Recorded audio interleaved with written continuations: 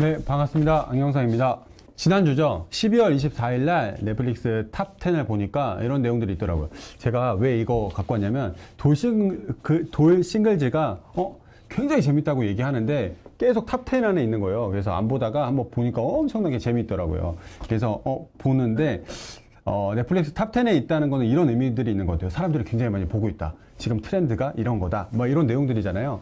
그래서 이거는 사람들의 관심사가 뭐지?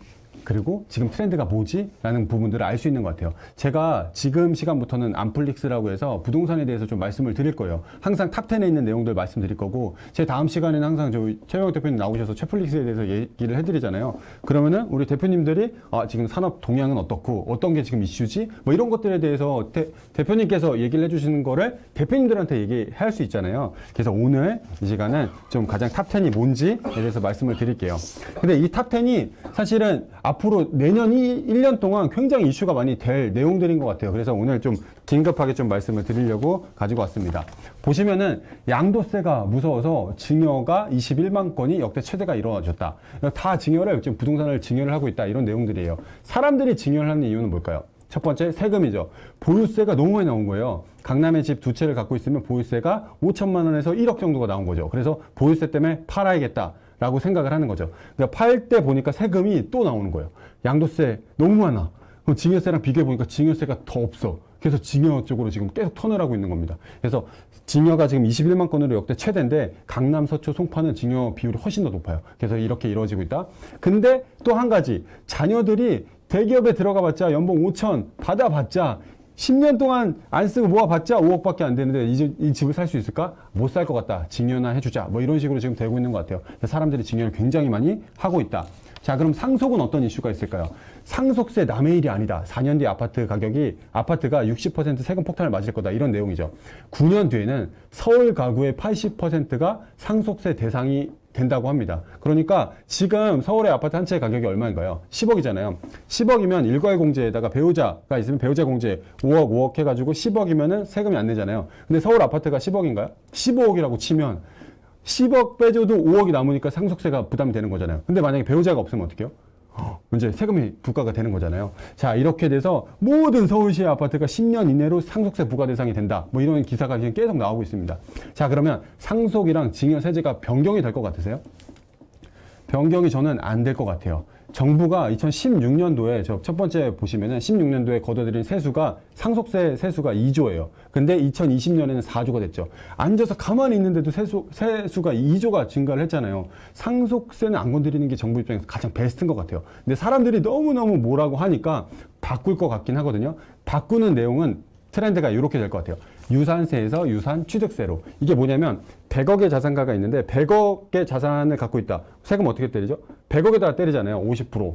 근데 이거를 이렇게 쪼개. 5명의 어떤 배우자 한 명과 자녀 4명이 있으면 5명한테 쪼개잖아요. 그럼 20억씩 갖는다고 치면은 20억에 이제 세금을 부과시키는 걸로. 그래서 100억 유산세로면 100억에다가 50%를 때렸는데 유산 취득세로 바뀌게 되면 각각 20억에다가 40%씩 때리니까 세금이 좀 더 줄어들 수는 있을 것 같아요. 근데 또 다른 논의는 뭐가 있냐면 지금 세금의 가장 최저 테이블이 1억에 10%잖아요. 근데 이 1억 말고 지금 인플레이션 너무 심해졌으니까 10억으로 올리자 이런 논의가 있는데 이건 안 될 것 같아요. 그리고 배우자 공제 맥스가 30억인데 이거 뭐 더 늘려야 되는 거 아니야? 한도 없애야 되는 거 아니야? 이런 논의가 있는데 그것도 안 될 것 같긴 해요. 그래서 지금 돼야 될 건 유산세에서 유산 취득세로 변경이 될 것 같다. 뭐 이런 내용들이 좀 이슈가 있습니다. 그래서 부동산은 사실 아는 사람한테는 엄청난 약이에요. 근데 모르는 사람한테는 완전히 독이죠. 애물단지가 될 거예요.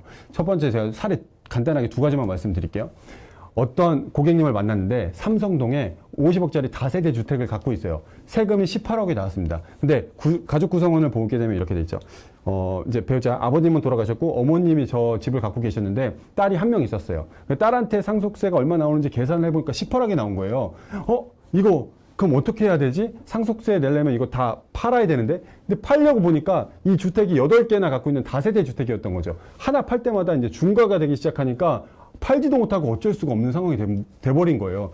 근데 삼성동 너무 핵심 지역에 있어가지고 이거 갖고 있으면 한 5년 이내는 100억이 될 것 같은데 이 상속세 때문에 이거를 다 날라가게 되게 된 거죠. 그러니까 저희 입장에서는 그 어머니께서 잘 준비해 놓으셔서 상속세 18억 원 내는 거 쉽지 않잖아요. 근데 연부연납 할 수 있으니까 1회차, 2회차, 취득세 정도까지만 종신보험으로만 만들어 놨어도 사실 엄청나게 큰 베스트인데 이걸 못 해놓으시니까 너무 안타깝더라고요. 그래서 어쩔 수가 없다 뭐 이런 식으로 좀 얘기를 했던 것 같아요. 근데 디테일이 숨어 있었지만 그것까지는 이제 지불을 안 해주셔서 이제 말씀드리진 않았는데 해결책이 있긴 있어요.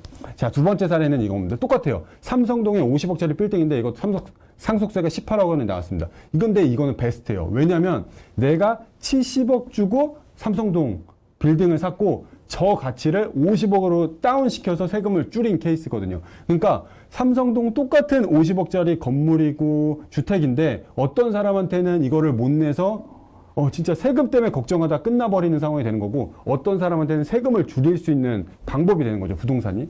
그래서 지금은 내년도부터는 상속세가 굉장히 큰 사회적인 이슈가 많이 될 것 같아요. 그러니까 여러분들께서 이런 내용들 잘 준비하고 말씀 잘 해주시면 사람들이 신문기사 듣고 이제 궁금하면 이제 우리 팀장님들한테 여쭤보는 이런 시간이 많이 되지 않을까 이런 생각이 듭니다. 다음 시간에는 더 좋은 내용 갖고 찾아오도록 하겠습니다. 감사합니다.